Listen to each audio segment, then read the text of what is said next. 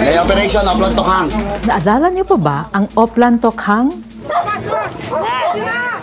Ito yung malawakang anti-drug operation ng panahon ni Presidente Duterte. Yun bang kakatok ang mga pulis sa bahay ng mga suspected drug user para hikayatin na mag-surrender. Yun pala, babarilin yung suspect. At ang report ng mga pulis, nanlaban daw kaya pinatay. Alam niyo bang may Pilipinong na-deny ng Canadian residency dahil dito? Hello, ako si Marites Vitug, Editor-at-Large ng Rappler. And this is... Hindi ito Marites. Hindi ito chismis. Everything I discuss here is based on verified info. In other words, hindi Marites. Alam niyo ba na ang salitang tokhang ay nasa Canadian jurisprudence na?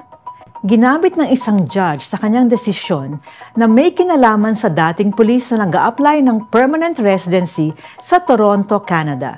Siya si Josue Ahuday, na-assign siya sa Drug Enforcement Unit o DEU ng Jose Abad Santos Station ng PNP sa Manila noong 2016. Kasama siya sa mga kumakatok sa bahay ng mga suspected drug user.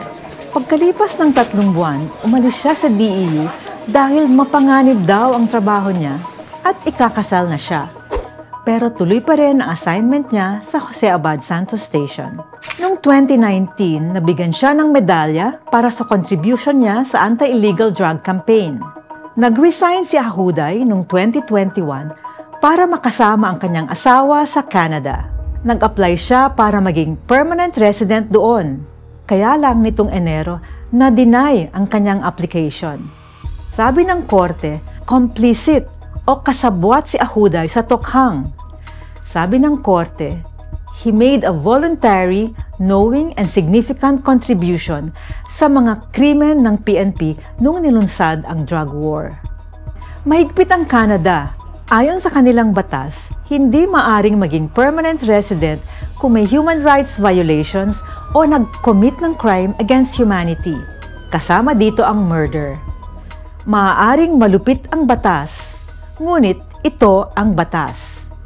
Para sa buong storya ng isyung ito, i-download ang Rappler Communities app.